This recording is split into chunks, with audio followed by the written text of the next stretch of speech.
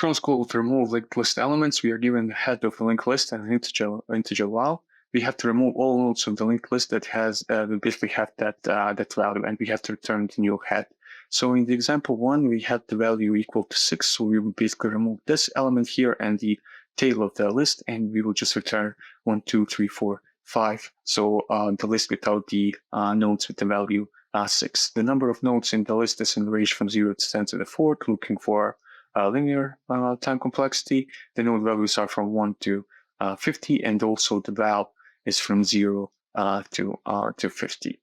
So when we are removing elements from the linked list, that's actually one of the reasons why we are always creating this dummy node, also called sentinel, basically because the node that we are supposed to remove could be the head of our list.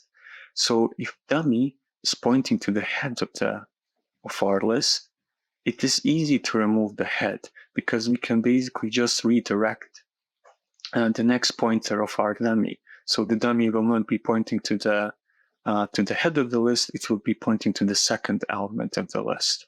And then when we return dummy next, for example, we will be returning the list without the initial head. So the this node will be removed by the garbage collector, or basically we are just returning the list of the elements, of the nodes not containing the head node.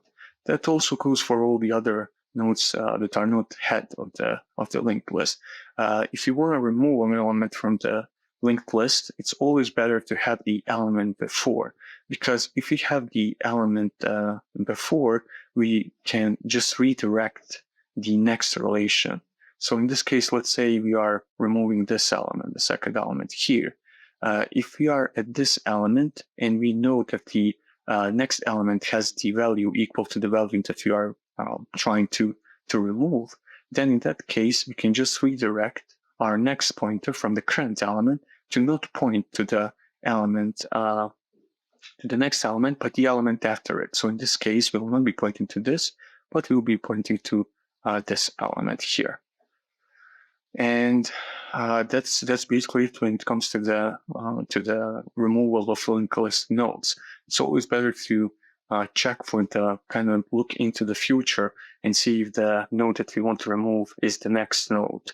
If we still decide that we will be removing the elements that we are currently observing, we can have a previous node, basically, that will be pointing to the previous element from our current element, the current node that we are observing. In that case, we can use the prev to redirect the next relation.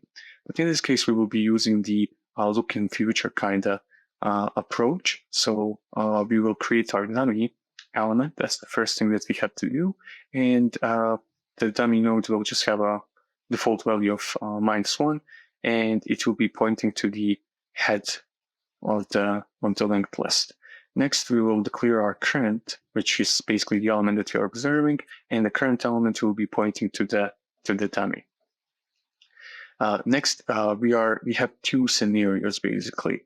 The scenario is that if the current next is defined and it has the same value as the value that you are trying to remove, then that means that we have to remove the next element. So let's say we are removing the value of 6 in this case. So we know that the first node doesn't have the value of 6, it has value of 1. So we will be keeping this node. So in that case, we will just move our current pointer to the next element. In this case, element 1. And for the second element, we will have the same. We have the value of 2, which is not equal to 6. So basically, we just move our current pointer to our second element.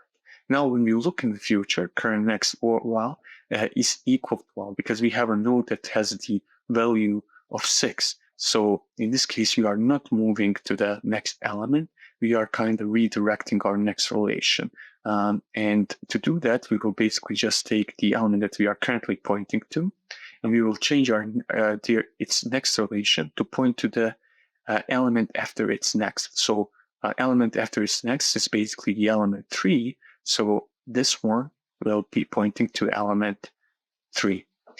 Next time when we check if the node that's next in the linked list, if it has the value of 6, it will not have. It will have the value of 3. So we can just move to that value.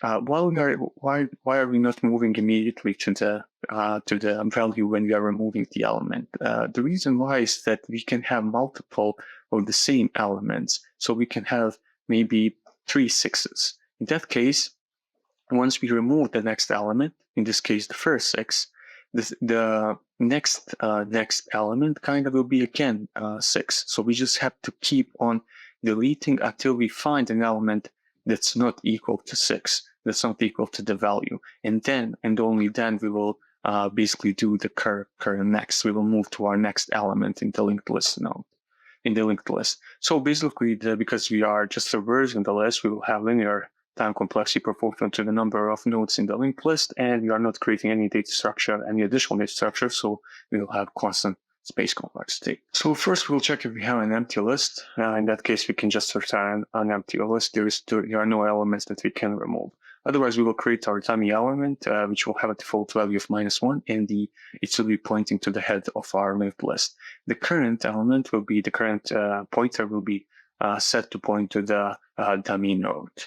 And so we will traverse as long as we have elements in the linked list. Basically, as long as we don't reach when we reach the last element, there is no point on checking in the future, basically, because in that case, the next element will be null. It will be, we know that we are at the tail of the linked list, so there is no reason for us to check if the next element has the value equal to val, because it's a non-valid node. It's a null node. So we will be just going until the current next is not equal to null. For each element that you are currently, node that you are currently observing, we will be checking if the value of the next node is equal to value given to us by the input parameter. If it is, then we have to basically skip that element. And to skip it, we will just redirect the pointer of our current node to point after our next node. So basically, we are using the toNext solution to point to the element that's after our next element. So basically, we are skipping the next element. As you can notice, we are not immediately going to the next element, because the next element, after we have removed, after we have skipped the current next element, can also be the element that we have to remove. We can have a sequence of elements with the same value that we have to remove. So we will have to repeat this checking, looking at the future if the value of the next node is equal to val. Otherwise, if the value of the next node is not equal to val, we will just basically see just an ordinary node that we don't have to remove, so we can move our current pointer to that element. Then finally, after we traverse the whole list, we just return the head of our new linked list after the elements with the value equal to val are removed. And to do that, we are just using the dummy next, as always, dummy next command